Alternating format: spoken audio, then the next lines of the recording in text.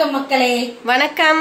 சரி, புதினாச்சு, கொத்தமல்லி, புதினா, கருவேப்பிலை எல்லாம் சேர்த்து பச்சை பச்சேர்னு துவையல் இருந்துச்சு. உங்களுக்கு மட்டும் எப்படி அப்படின்னு கேட்டிருந்தீங்க, ஒரு சிலர் கேட்டிருந்தாங்க. கொத்தமல்லி, புதினா, கருவேப்பிலாம் நிறைய இருந்துச்சு. இப்போ சமைக்க போறேன். அதுக்கு முன்னாடி நம்ம செல்லப்பிள்ளை சால்வி சேனலை சப்ஸ்கிரைப் பண்ணிக்கிறங்க, லைக் போடுங்க, ஹைப் பண்ணுங்க, ஸ்கிப் பண்ணாம பாருங்க. சரி, நம்ம வீடியோக்குள்ள போலாமா? ஓகே. பச்சை பயிர் எடுத்து ஊற வச்சிருக்கிறேன். இப்பதான் ஊற வைக்கிறேன் தண்ணி ஊற்றி. இது ஊறட்டும். நல்லா ஊறின உடனே முளை கட்டணும். கொஞ்சம் முளை கட்டி வந்த உடனே மைக்ரோ கிரீன்ஸ் பண்ணுறீங்கள, நிறைய பேர் பண்ணியிருக்காங்க. நானும் பண்ண போகிறேன். ஏன்னா அதில் செடி வளர்த்து அதில் நம்ம கூட்டு செஞ்சு சாப்பிட்டோம்னா நல்லாயிருக்கும். அது ரொம்ப நல்லது, ஹெல்த்துக்கெலாம் நல்லது இல்லையா? இம்யூனிட்டி பவர்லாம் நிறையா கிடைக்குமா. அதனால செஞ்சு பார்க்கலாம், எப்படி இருக்குது டெஸ்ட் பண்ணிடுவோம். ஃபர்ஸ்ட் நம்ம நல்லா வருது இந்த இதில் நல்லா அப்படியே சுற்றி போட்டு விட்டா வரும் அப்படின்னு சொல்றாங்க. இதுக்கு ஃபுல்லாலாம் போட வேண்டியது வரும் போல. நான் கொஞ்சமாக தான் ஊற வச்சிருக்கேன். போதும் போதும், ட்ரை பண்ணுவோம், பார்க்கலாம். நிறைய போட நல்லா வந்துச்சுன்னா ஃபுல்லா ஒரு 1/2 கிலோ பயிரை ஊற வச்சு ஃபுல்லா போட்டுருவோம். ஃபர்ஸ்ட் டைம் எப்படி வருதுன்னு பார்க்கலாம். பார்த்துட்டு நான் உங்களுக்கு காட்டுறேன். கலந்து எடுத்து வச்சிருக்கேன். கருவேப்பிலை, கொத்தமல்லி, புதினா எல்லாமே இருக்கு. இதோ இருக்கு கொத்தமல்லி. இன்னும் நிறைய எக்ஸ்ட்ரா கொஞ்சம் கொத்தமல்லி. இது பச்சையா வரணும்னு கேக்குறீங்கல்ல, இது தனியா வச்சிருக்கேன். அதுக்கு ஒரு காரணம் இருக்குது, நான் அப்புறமா சொல்றேன், செய்யும் போது சொல்றேன். எண்ணெய் ஊத்திடலாம். கடாய் வச்சுட்டேன். முதல்ல இதான் எண்ணெயில போடணும். இஞ்சி, பூண்டு, பச்சை மிளகாய், அப்புறம் புளி. ஒரு சின்ன நெல்லிக்காய் சைஸ் அளவு தான் இது. அதுக்கு இது போதும். இந்த அளவுக்கு எடுத்துக்கிட்டோம்னா போதும். இஞ்சி கொஞ்சம் கூட, இதெல்லாம் போடுறேன். பச்சை மிளகாய் 2 தான் எடுத்துருக்கேன்.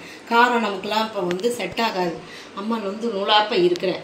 வாயெல்லாம் வெந்து போய் நாக்கு காட்டவா? அம்மா நாக்க பாரு, புண்ணா இருக்கு. அப்படியே கோடா காரம் சாப்பிட முடியல. இல்ல, நிறைய பேர் கண்ணு வேற வச்சு விட்டாங்க போல என்னைய. நல்லா சொல்றவங்களாம் சூப்பரா எனக்காக வேண்டிக்கிறேங்க. நாக்கெல்லாம் நல்லா நான் நல்லா சாப்பிடணும் அப்படின்னு. இப்ப சாப்பிடவே முடியல. இருந்தாலும் அதனால காரத்தை குறைச்சி 2 மிளகா தான் வச்சிருக்கேன். இந்த இஞ்சி, இந்த பூண்டு காரம் போதும், சரியா? அதனால இப்ப இதை போட்டுருவோம் அப்படியே 3 ஒண்ணா.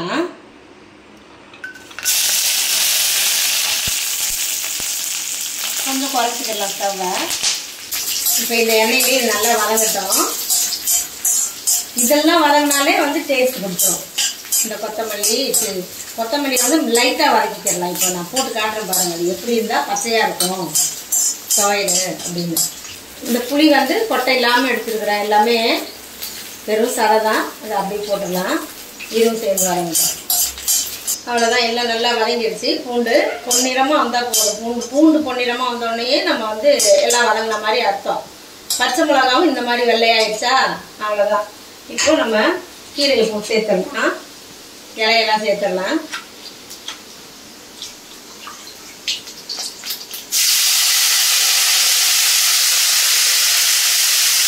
போட்டோன்னு ஒரு வாசம் வந்து பாருங்க,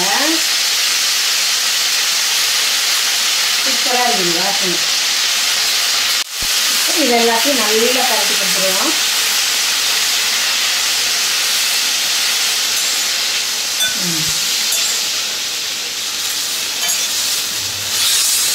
நல்லா வதங்கட்டும் கொஞ்ச நேரம். இப்போ கருவேப்பிலை எல்லாமே நல்லா வதங்கிடுச்சு. இப்போ இந்த கொத்தமல்லியை தனியாக இப்போ அது மேலே போட்டுருவேன். எக்ஸ்ட்ரா கொத்தமல்லி. ஆமாம், அதில் கொஞ்சம் போட்டுருந்தேன். இந்த தண்டெல்லாம் விடவே கூடாது. தண்டெல்லாம் தான் அவ்வளோ சத்து இருக்குது. அதனால அதெல்லாம் விடக்கூடாது. நல்லா ஃப்ரெஷ்ஷாக கிடச்சிச்சு இன்னைக்கு கொத்தமல்லி எனக்கு. அதனால சரி துவையல் அரைச்சிடலாம் அப்படின்ட்டு செஞ்சுட்டு இருக்கேன். அவ்வளோதான். இந்த கொத்தமல்லியை போட்டு இப்படி ஒரு பரட்டு, அப்படி ஒரு பரட்டு. இப்போ அப்படியே ஆஃப் பண்ணிட்டு ஆற வச்சிடலாம். உப்பு போட்டுக்கிடலாம். இருங்க, உப்பு சேர்த்துடலாம்.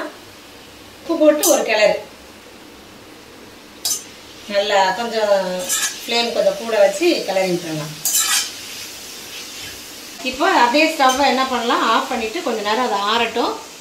ஆறின பிறகு அரைச்சிக்கலாம். அரைச்சிட்டு பார்க்கலாம் கலர் எப்படி இருக்கு அப்படின்ட்டு. துவையல் அரைச்சாச்சு. எப்படி இருக்கு? சூப்பர்ல. இப்படிதான், இதுதான் பச்சையா வர்றது. என்ன பண்ண, இப்போ இதை தாளிக்க வேணாம், அப்படியே சாப்பிடுவோம். நமக்கு தாளிப்புலாம் வேணாம். உங்களுக்கு வேணும்னா நீங்க தாளிச்சு நீங்க சாப்பிடுங்க.